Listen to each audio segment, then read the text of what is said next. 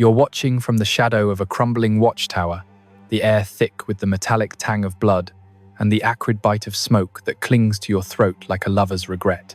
It's the summer of 1232, and the steppe wind howls through the walls of Kaifeng, carrying the distant thunder of hooves, thousands of them, a black tide swallowing the horizon.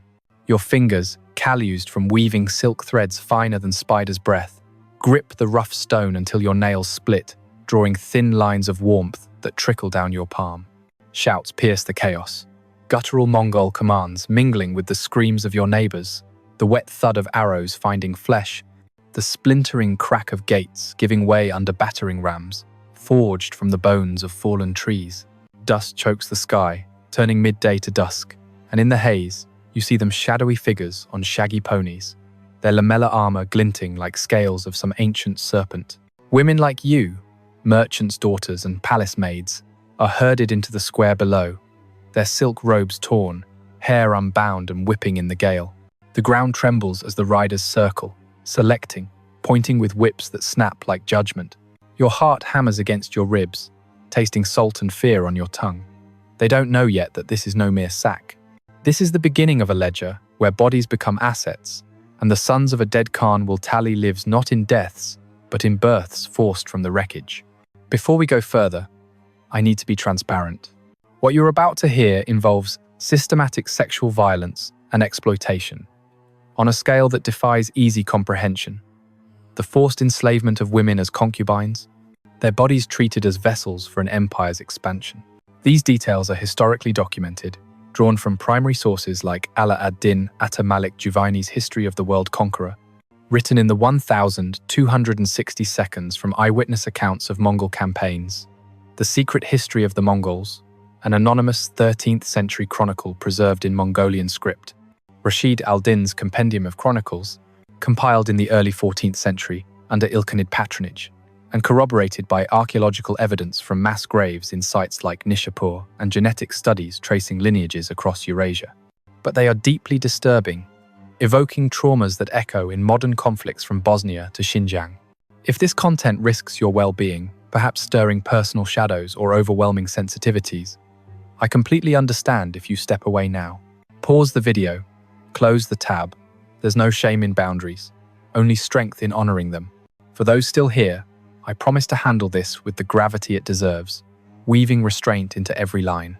We'll focus on understanding the machinery of power that engineered this horror, the bureaucratic precision of conquest turned to demographic warfare, not on exploiting the suffering for spectacle. These aren't just tales of brutality. They're blueprints of what empires do when victory tastes like dominion over bloodlines themselves. They warn us, too, of how ancient systems of erasure persist in subtler forms today: forced migrations, reproductive controls, the commodification of bodies in war zones. By remembering, we dismantle the silence that lets such machines rebuild. This wasn't mere savagery born of the steppe's unforgiving cradle. This was a machine, oiled by the unyielding logic of empire, where the sons of Genghis Khan Ögedei, Chagatai, Tolui, and the shadowed Jochi transformed the aftermath of slaughter into a calculated harvest of wombs. Not random plunder, but a policy etched in the Yassa, Genghis's unwritten code, demanding that every conquered city yield not just gold and grain, but the raw material of future legions. Women, stripped of names and kin, catalogued like livestock for breeding. Contemporary chroniclers like Juvayni tallied the toll in the tens of thousands estimates, hovering around 50,000 across the campaigns of the 1,230 seconds alone. Though numbers swell or shrink in the fog of biased Persian and Chinese annals, contested by modern scholars like Jack Weatherford in his 2004 Genghis Khan and the Making of the Modern World. What began as wartime spoils under their father evolved, under these sons, into something colder, a eugenic engine, forcing births to dilute conquered bloodlines and swell Mongol ranks, ensuring loyalty through shared paternity. Ögedei, the second son, who ascended in 1229, formalized it, dispatching Tumen units of 10,000 horsemen with orders to spare the fertile and chain them to the empire's reproductive yoke. The stakes were existential. Genghis had forged a realm from the fractured tribes of the Onon River by 1206, uniting 95 tribes under the Black Banner through merit and marriage. But his death in 1227 left a vacuum. His sons, raised in the saddle, inherited not just lands but a mandate: expand or fracture. To the east, the Jin dynasty crumbled. To the west, Kievan Ruses beckoned. Southward, the Song and Khwarezmian remnants festered. Failure meant reversion to the old chaos tribal feuds that had orphaned young Temujin, as Genghis was once known. Success demanded numbers, not just warriors, but a demographic flood to hold the fringes. Thus, the machine word: women as assets, their offspring as bondsmen, binding disparate peoples to the golden family's will. Yet herein lies the reframe: this wasn't triumph through terror alone. It was erasure disguised as renewal, a psychological warfare that sought to unmake identities at the root. Rashid al-Din, writing decades later, notes how these forced unions bred resentment, seeding revolts that simmered for generations. Modern parallels glare back. Think of the Ottoman devshirm, boys torn from Christian homes to serve the Sultan, or contemporary reports from UN investigators on systematic rape in the Democratic Republic of Congo, where bodies become battlegrounds for ethnic dominance. The question isn't whether you can stomach the machinery's grind, its ledgers of lost daughters, its camps of shadowed tents where hope curdled into routine. It's whether you're willing to remember it, to trace how unchecked Khans birthed not just heirs, but the very protocols of power that still chain women in conflict zones from Ukraine to Sudan. If you believe these voices silenced in the archives of Karakorum deserve to be exhumed, consider subscribing. Every view funds dives into forgotten troves, like the 2018 excavations at the Orkhon Valley, yielding clay tablets etched with tribute lists of wives for the Khan's kin. To understand what happened to those women, the silk weavers of Kaifeng, the herders' daughters from the Volga, you need to grasp the machine that devoured them. It wasn't forged in a single blood-soaked afternoon, but hammered over decades on the anvil of the Gobi's windswept plains, where ambition met the brutal arithmetic of survival. The year was 1206, when Temujin, a chieftain's son, reduced to begging scraps from carrion crows, convened the great Kurultai on the banks of the Onon. 40 tribes, their banners frayed from internecine wars, bent the knee to proclaim him Genghis Khan universal ruler. What rose from that gathering was no loose confederacy, but an empire engineered for perpetuity, stretching by his death from the Pacific's foam to the Caspian's brine. Politically, it was a meritocracy masked as divine right. The Yassa Code abolished hereditary titles for military rank, rewarding the swift arrow over the silver tongue. Economically, it thrived on the Silk Road's resurrection taxes on caravans funneled silver to forges churning out composite bows that outranged any foe. Militarily, the decimal system mobilized 100,000 tumen with chilling efficiency, scouts relaying pigeon-borne dispatches across 5,000 miles in days. Socially, hierarchies rigidified, nobles atop bonies, commoners, slaves at the base, women navigating the cracks vital as regents, yet vulnerable as prizes. This world, vast as the Eurasian heartland, pulsed with the era's undercurrents. In the west, the Khwarezm Shah Muhammad II squabbled with Abbasid caliphs over trade routes, his spies bungling an insult to Mongol envoys in 1218 that ignited Genghis's fury. Otrar sacked, Samarkand's walls breached, 1 million souls scattered like chaff. To the east, the Jin dynasty's Iron Dragon's early gunpowder cannons clashed with Song naval blockades, their mandarins blind to the horse archers massing beyond the Great Wall. The military calculus was unforgiving. Mongol ponies, grazing on grass alone, sustained endless sieges, while sedentary armies withered in supply lines. Socially, nomadic codes clashed with sedentary norms. Mongol women rode unencumbered, bows in hand, but Conquest imported Confucian veils and Islamic purdah, layering fresh oppressions. Archaeological digs at Karakorum, uncovered in the 1,930 by German expeditions and refined by 2000's Mongolian teams, reveal the fusion. Chinese kilns firing Persian tiles, slave quarters abutting Kanli palaces. These events are attested in Juvayni's eyewitness-derived Tarikh-i-Jahangushe, corroborated by carbon-dated mass graves at Sagan Khand, and genetic markers in modern Kazakh and Uyghur populations. Notes: The Cambridge History of the Mongol Empire, 2024 edition. A 2015 study in Nature traces Y chromosome haplogroup C2 from these very forges of flesh. Yet the machine's true ingenuity lay in its human fuel. Genghis wasn't born to this forge, he was its first victim, manufactured by the steppe's caprice into a blade that would carve half the world. Temujin entered existence around 1162, the chill spring winds of the Burkhan Khaldun Mountains whipping the felt tents of his father, Yesugei, a minor Borjigin chieftain, whose raid on the Merkits had netted Temujin's mother, Holan, as a trembling bride of perhaps 16. Yesugei, broad-shouldered with a beard like tangled thistle and eyes sharp as flint, embodied the old ways raiding for horses, feasting on mare's milk curdled with blood. He doted on young Temujin, pressing a thumbprint seal into the boy's palm at age 9, whispering prophecies of dominion over the Koyamori eagles that wheeled overhead. But the steppe devours the careless. In 1171, Yesugei supped poisoned kumis at a Tatar camp, his rival's brew seeping treachery into his veins. He rode 3 days for home, convulsing in the saddle, before collapsing at the Onon ford. "My son," he gasped to Holan, "the wolves will come for our herds." Temujin, 9, watched his father's chest heave one final rattle, the air heavy with the sour reek of death sweat. The tribe scattered like startled hares, abandoning the widow and her brood to scrabble for roots in the deluge of a Mongol winter, where frost claimed toes and fever the weak. Holan, once a lithe Merkit beauty, with braids like raven wings and a voice that could hush tempests, hardened into stone. She foraged wild onions whose bitterness mirrored her resolve, teaching her sons to trap marmots with snares of horsehair, their pelts bartered for arrowheads. But loss-mounted, descending like a ledger of the damned, by 1177, Temujin's half-brother Bekta, 14, and cocksure with Yesugei's swagger, but none of his cunning, claimed the choicest haunch from a pilfered deer. Rivalry flared.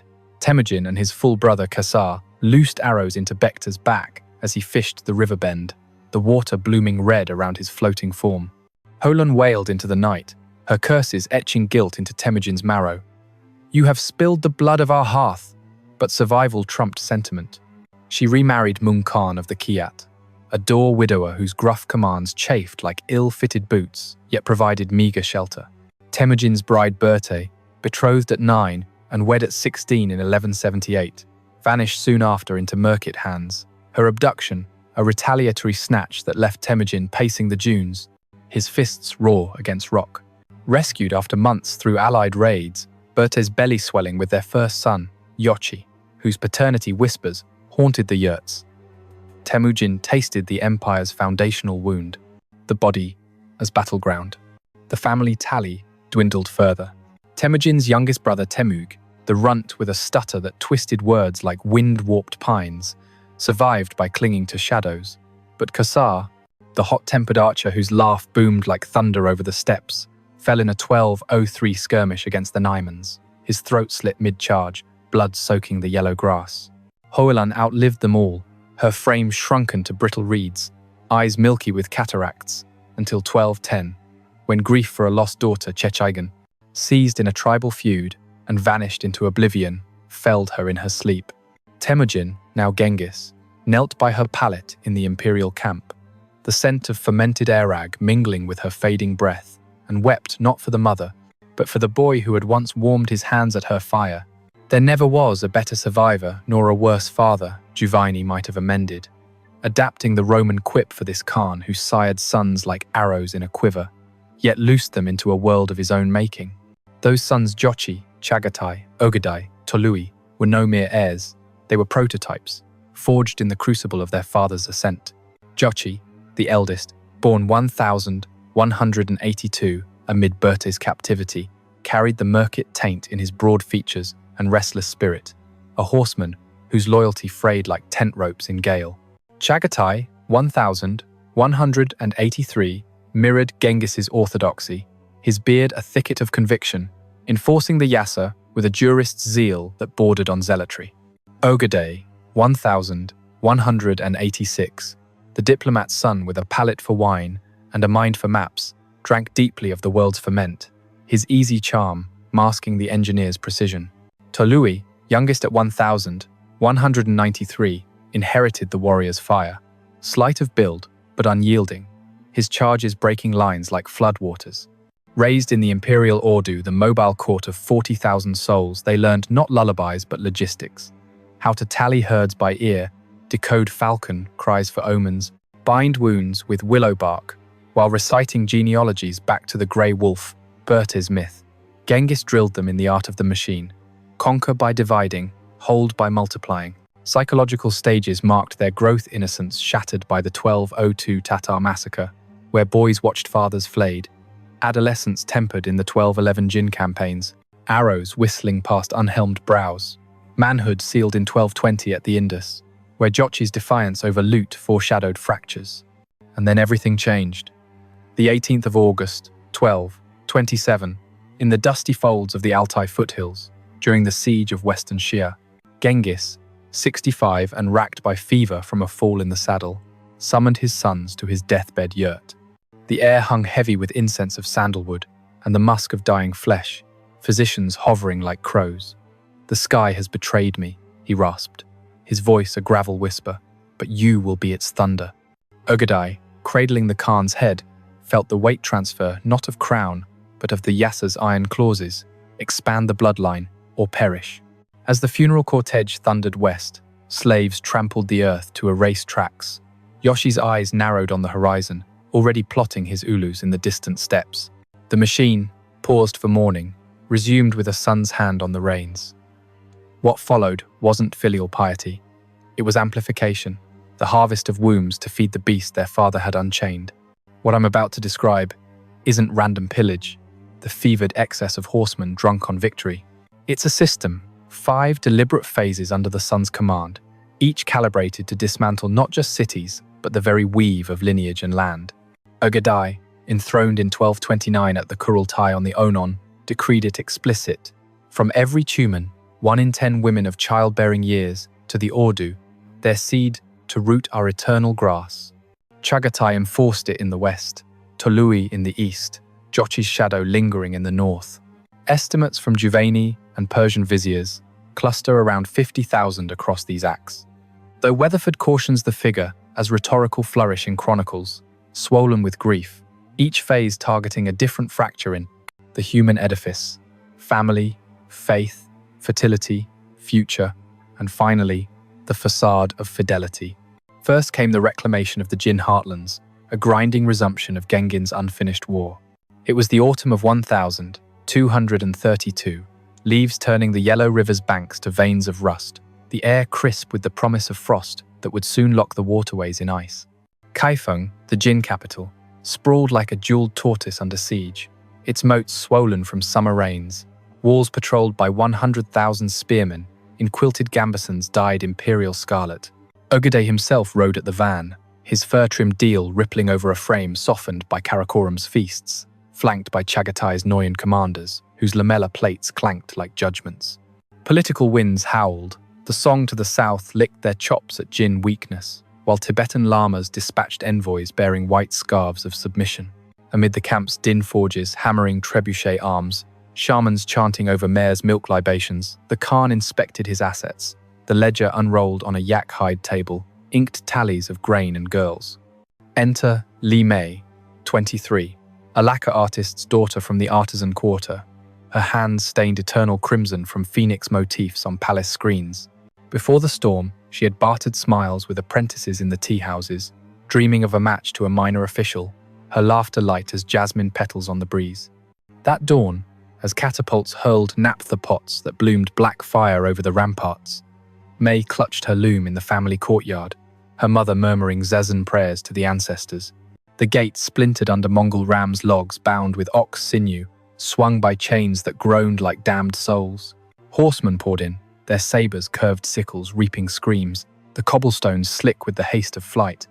May's father fell early, an arrow through the throat silencing his call to arms. Her brother, 19, dragged into the melee, his fate a blur in the smoke. Among the captives were families torn asunder, young ones herded aside, their suffering etched in the records of the Yuan Shi, the official history compiled in 1370, too raw for lingering gaze here. Instead, turn to May, her wrists bound with hemp that bit like accusations, led to the selection pens where Ögedei's clerks, quills scratching birch bark, noted ages and health. Fertile, unscarred for the Khan's line. He inspects her the way a herder eyes, a mare's flank methodical, detached, his breath warm with airag as he tilts her chin to the weak Sunday. The enclosure reeks of fear, sweat, and offal, throats parched from cries swallowed back, stomachs knotted against the bile of dread.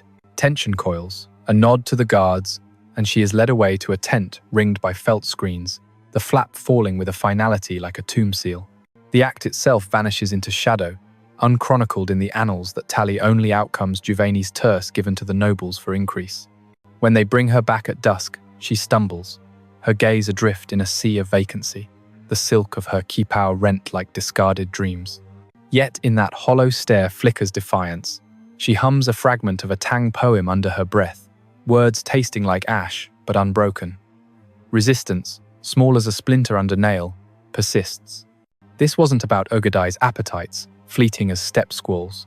This was the system asserting primacy, a power structure where women's bodies became the mortar binding brick to brick.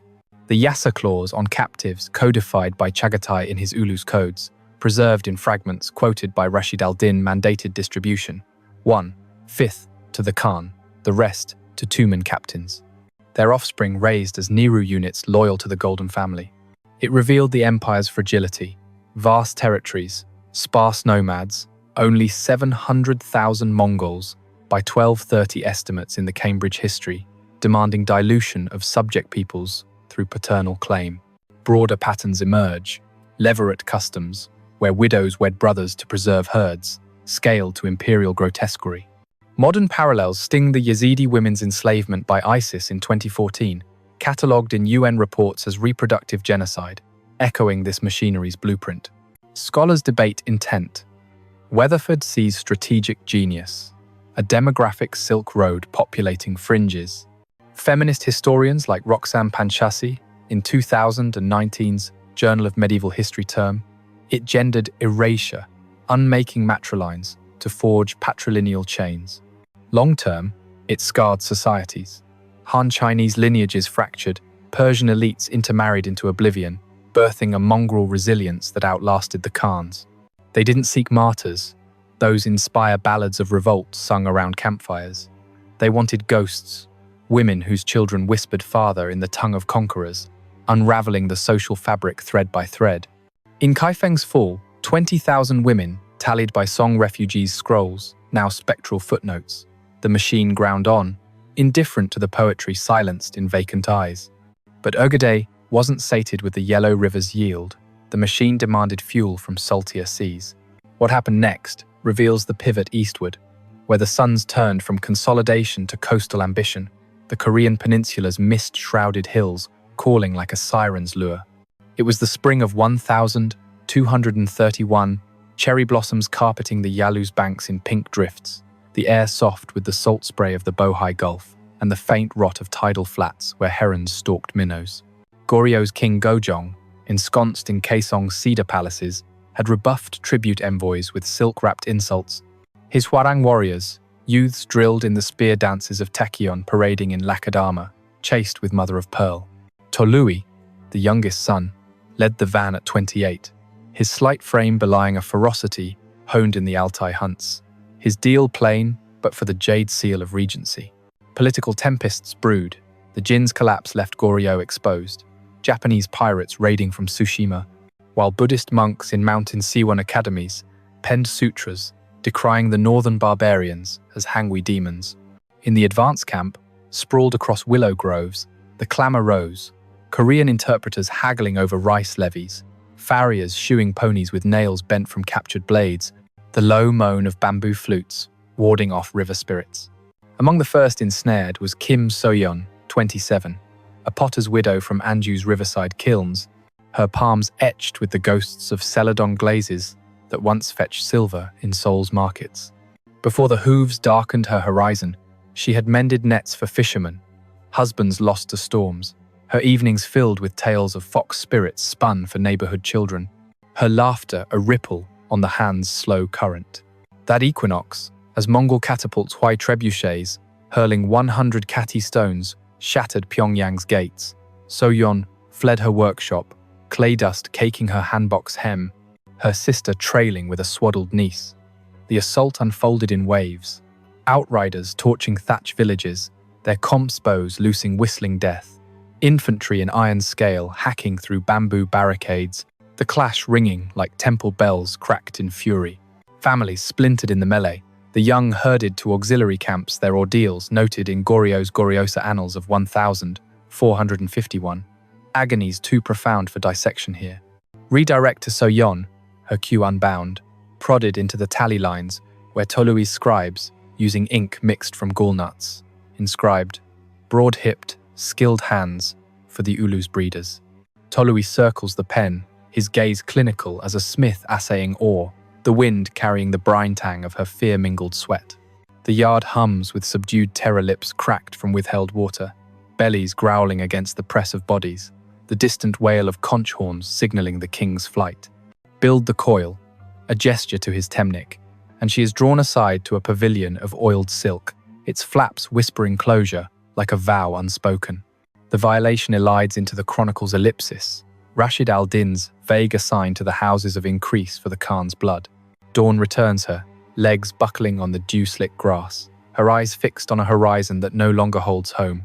Yet she traces a Mudang ward in the dirt with a finger, invoking the mountain goddess unyielding, a spark in the void. Humanity clings, fierce as barnacle to hull. This phase wasn't Tolui's whim, a young warlord's conquest itch. It exposed the system's adaptability, power structures flexing like birch bows across terrains. The Yassa's reproductive edict, adapted by Ögedei's 1230 decree, preserved in Uyghur script fragments from Dunhuang caves, prioritized vessels of the steppe to counter Korea's dense rice paddy populations, 1.5 million souls by Song estimates threatening numerical submersion. It slotted into empire-wide patterns, post-sack triages sparing artisans and the fertile, as detailed in the Cambridge World History of Slavery, 2021. Modern echoes resound in the Rohingya camps of 2017, where Myanmar forces weaponized rape to fracture ethnic continuity, per Amnesty International dossiers. Debate rages among scholars. David Morgan, in his 1992 The Mongols, hails it as pragmatic realpolitik, multiplying garrisons. Bruno de Nicola's 2017 Women in Mongol Iran critiques it as gendered imperialism, eroding Hanju matriarchies. Societally, it rippled. Korean Yangban elites interbred into hybrid clans, birthing resentments that fueled the 13th century Sambyolcha rebellions.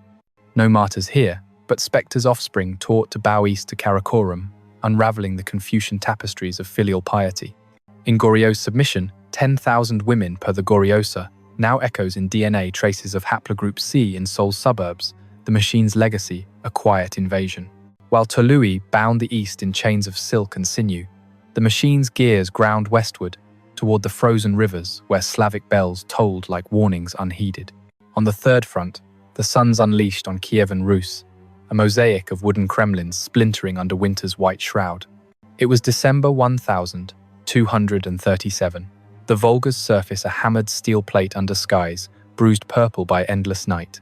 The air knifing lungs with crystalline cold that snapped leather reins like dry bones. Ryazan, the southern gateway, huddled behind log palisades hewn from birch and pine, its boyars in sable-trimmed kaftans, quaffing mead in halls lit by tallow dips. Batu, grandson through Jochi's line but under Ögedei's writ, commanded the Golden Horde's van 25 tumens strong, their felt boots crunching hoarfrost, breath pluming like war dragons. Political fractures aided the thrust. Rus's princes feuded over the Rurikid throne, Lithuanian raiders nipping at flanks, while Orthodox monks in Kiev's golden-domed Sofia intoned litanies against the Tatar yoke. The bivouac sprawled across snow-mantled steppes, a hive of activity sleds hauling naphtha barrels, cooks stewing venison haunches over dung fires, the low growl of argument over augury bones cast in the drifts. Step forward Olga Petrova, 29, a beekeeper's kin from the apiaries of Vladimir, her skin honeyed from summers tending hives in wildflower meadows, her tales of buzzing swarms, entertaining tavern crowds with their honeyed wit. Prior to the frost betrayal, she had bartered wax candles for salt in Suzdal's markets, her betrothal to a furrier sealed with a kiss under linden boughs, dreams of hearths crackling through Siberian winds.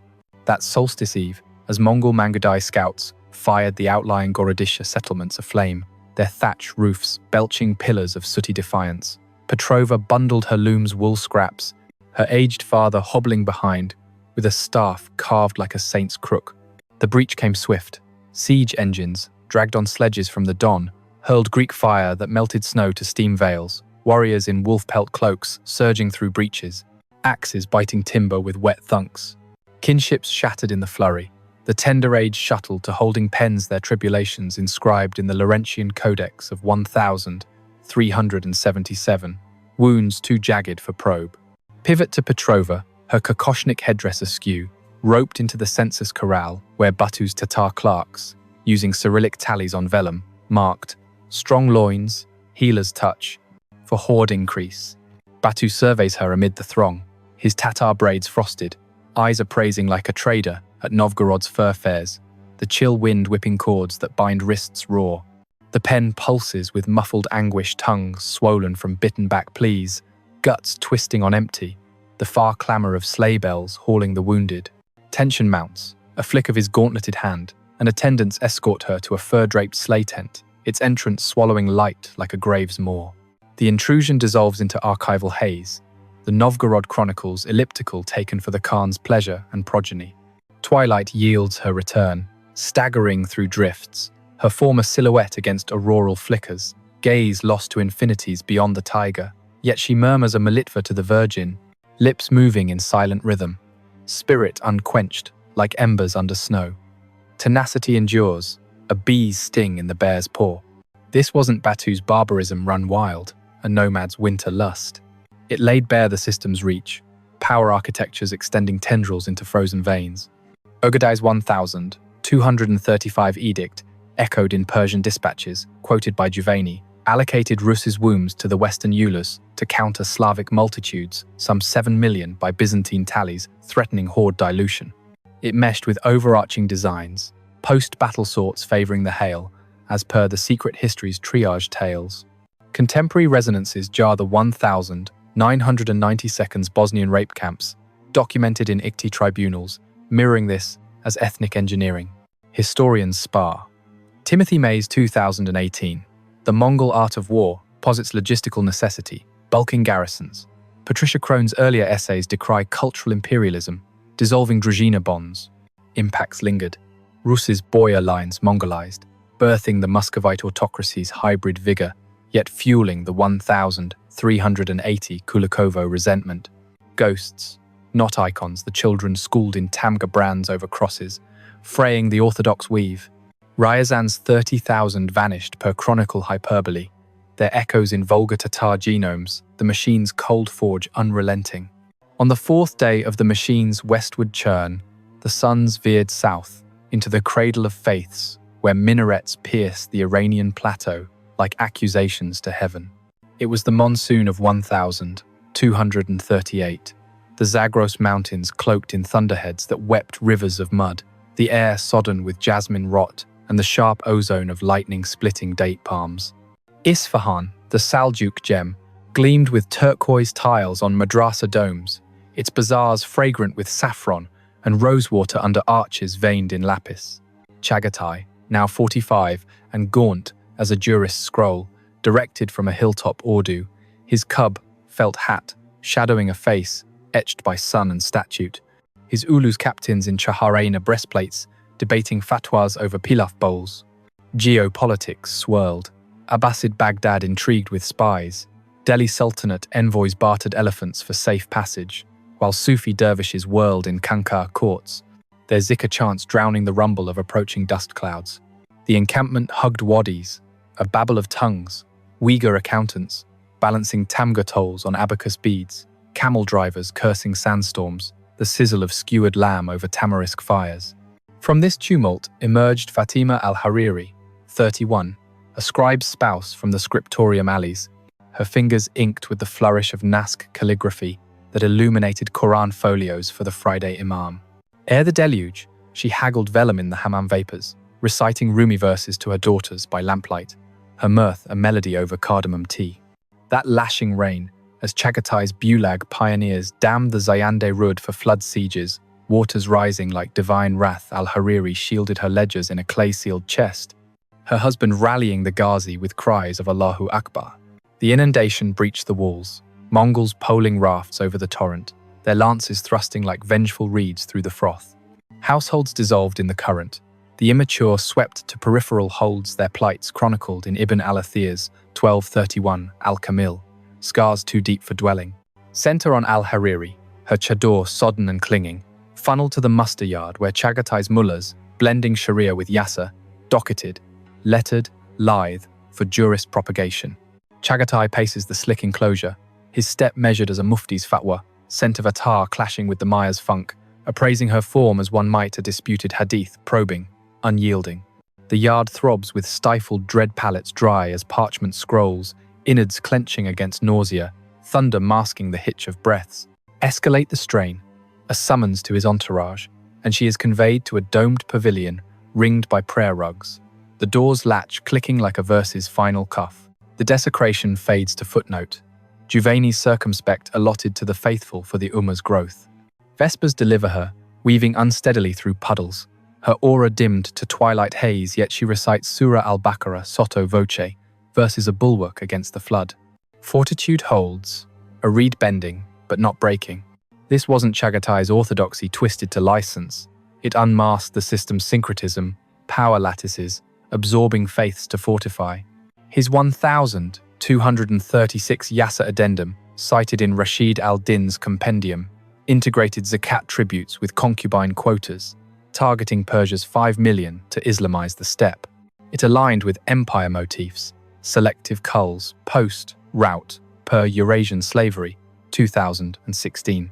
Today's shadows lengthen the 1,971 Bangladesh genocide, with 200,000 women bred into subjugation, per Ford Foundation archives. Experts contend. Reuven Amitai's 2013 Mongols in the Islamic lands views it as administrative fusion. De Nicola labels it coercive assimilation, dissolving Aulad clans. Consequences cascaded.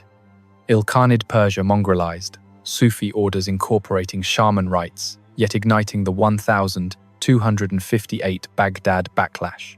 Phantoms over prophets' progeny versed in dua, laced with ongot invocations, shredding the Ummah's seamless cloth. Isfahan's 15,000 per vizier ledgers, spectral in Iranian folklore, the machine's monsoon relentless. If you're still here, it's because you sense the weight of recall, how these threads bind past to pulse. What comes next? The machine's zenith tests deeper. Pause if needed. For those pressing on, we confront the apex together, where the system, bloated, begins its subtle tear. While Chagatai wove Islam into the web, the machine crested in the fifth act, a southern surge into the cradle's core, where the tigress whispered secrets to date groves now doomed to ash. It was the equinox of 1241, the Mesopotamian plains baking under a brazen sun that cracked the Euphrates banks like old leather, the air viscous with dust devils, and the overripe sweetness of pomegranate orchards heavy with fruit. Baghdad, the Abbasid jewel, sprawled in opulent sprawl, its house of wisdom brimming with Alexandrian scrolls, its harirs silk markets thrumming with Venetian traders in damask robes. Hulagu, Tolui's son but heir to the brothers' blueprint, marshaled the host at 24, his lamella etched with phoenixes, eyes fierce as his grandsire's under a top crown of sable. Diplomatic tempests raged, the Caliph al-Mustasim's envoys stalled with honeyed evasions, Ayyubid Egypt eyed the Nile's flank, Coptic monks in Nile monasteries, murmuring of end times fitna. The staging ground choked the alluvial flats, elephant pens trumpeting defiance, engineers testing counterweight trebuchets that groaned like leviathans, the haze of cook fires stewing kid in sumac and yogurt. Into this maelstrom stepped Aisha bint Khalid, 25, a herbalist's heir from the apothecary warrens, her palms scented eternal with myrrh and galangal from compounding remedies for fevered pilgrims. Before the sands shifted, she palmed henna in the hammam's steam, weaving hadiths of healing for her apprentices. Her joy a balm over mint tea shared in latticed courtyards. That harvest moon, as Hulagu's sappers mined the outer walls, gunpowder charges borrowed from Chinese alchemists, blooming subterranean fire. Aisha bolted her vials, her uncle rallying the mujahid with takbir roars. The crumble was cataclysmic, mangonels lofting plague, ridden corpses over battlements, hordes in scale, mail fording the shallows on inflated skins, scimitars carving through Mamluk phalanges with hydraulic fury.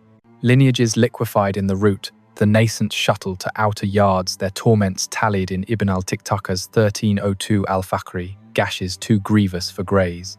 Hone in on Aisha, her niqab veiling defiance, herded to the appraisal ground where Hulagu's Persian secretaries, blending Arabic and Uyghur, inscribed, "Wise in arts, womb sound, for Ilkhan renewal."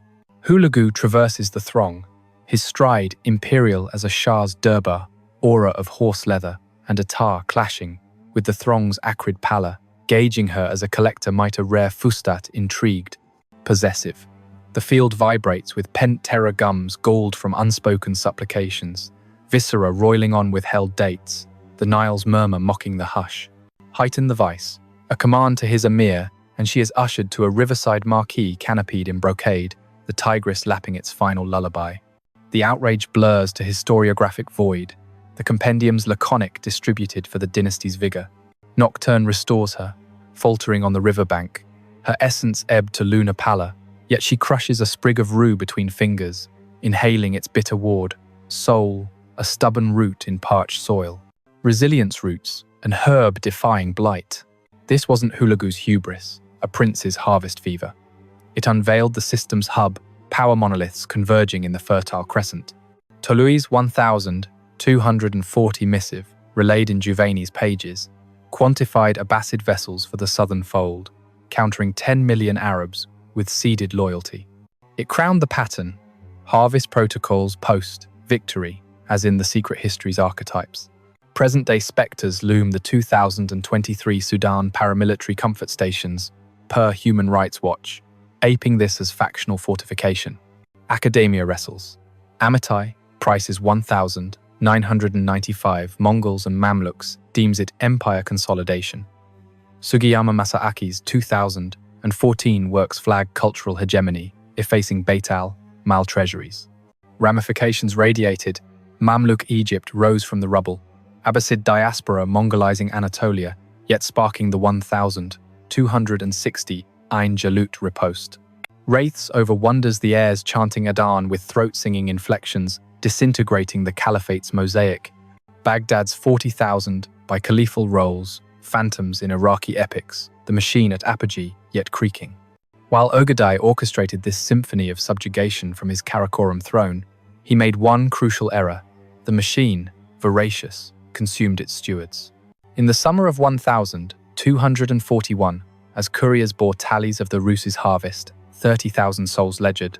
Their wombs, the ink Ögedei reclined in his pleasure dome, a sprawl of Chinese lacquer and Persian rugs where fountains burbled with imported Rhine wine. The Khan, 55 and bloated from excess, had dispatched Batu's hordes to the Don's icy fords, dreaming of Vienna's spires, but hubris blinded him to the body's betrayal.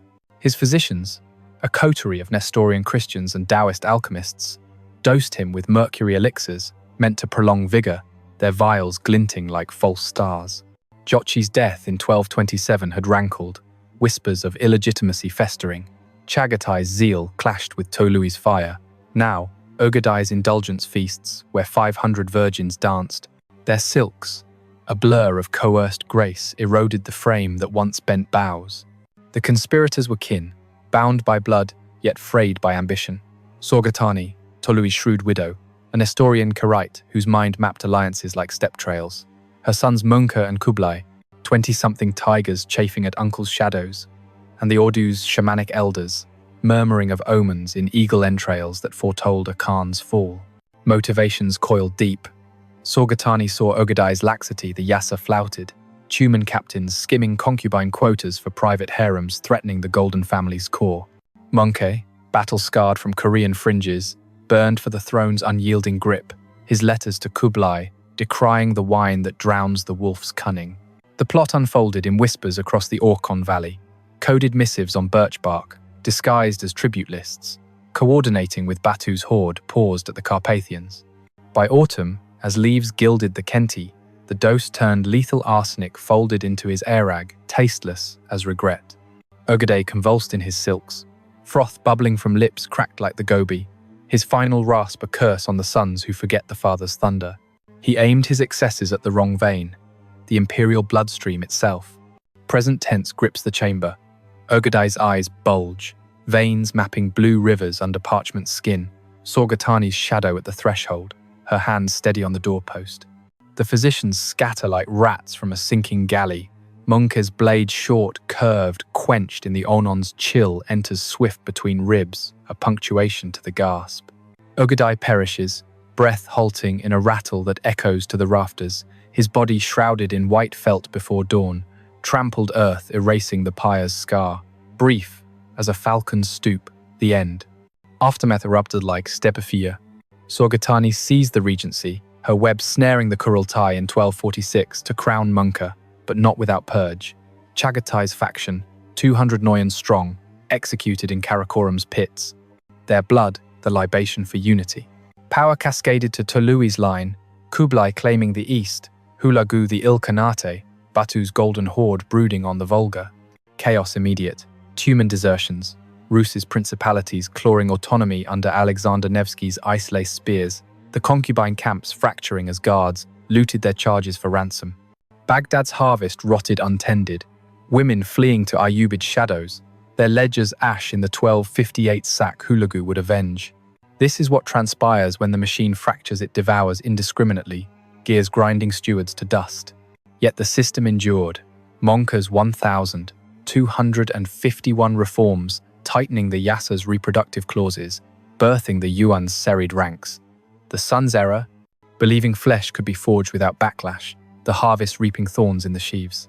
In the quiet aftermath of that imperial unraveling, meaning emerges not from the Khan's tombs looted long ago by rival Tumen, but from the soil itself, yielding secrets the machine could not pulverize. Fast forward to July 2003, the fluorescent hum of a Beijing laboratory where geneticist Oleg Balanovsky, a Russian émigré with wire-rimmed glasses and a perpetual squint against screen glare, sips tea gone cold. His team, huddled over sequencer readouts from 2,000 Eurasian blood samples, chases Y chromosome ghosts, paternal markers, threading back millennia. The air thickens with printer whir and the faint ozone of humming servers, Balanovsky's fingers trembling as the algorithm clusters. Haplogroup C, 2C, a starburst from Mongolia, radiating to Kazakhstan's yurts, China's Han enclaves, even distant Irish freckles. This isn't diffusion, he mutters, heart pounding like a Morin Khur string plucked taut. This is explosion. Published in American Journal of Human Genetics, the study pins 0.5% of the world's men, 16 million souls, to a single ancestor, circa 1000 AD. Genghis Khan's lineage amplified through his son's forced sowings. What they unearthed: clay ostraca from 13th century Ordu sites, excavated in 1,990 seconds. Orkhon digs by Japanese, Mongolian crews, listing seed, women quotas, mass interments at Avaga, radiocarbon-dated to 1,000, 230 to 1,000, 240, where female skeletons bore healed fractures and fetal remains, assayed via osteological scans in a 2012 antiquity paper. Scientific rigor, STR, loci analysis, coalescent modeling, proved the system's efficacy and horror, not erasure, but overwriting, the 50,000 estimates validated by mitochondrial mismatches in descendant pools. It matters because it bridges eras, teaching that power's demographic daggers cut both ways. Genghis's seed endures, but so do the silent strains, traceable in Uyghur mtDNA clusters, defying Han dominance. Parallels pierce. The 2022 revelations of Uyghur re-education camps, UN, verified as breeding controls, mirror this ancient calculus. Psychologically, it unveils the pathology. Sons internalizing fathers' wounds, weaponizing vulnerability into viral legacy, as Freudian echoes in Weatherford's analyses. Remembering fortifies against the Rohingyas' 2017 flight, the Yazidis' resurrection. It's not about step myths. It's about power's bid to author blood and the refusal, in genes and graves, to yield the quill. They didn't win eternity.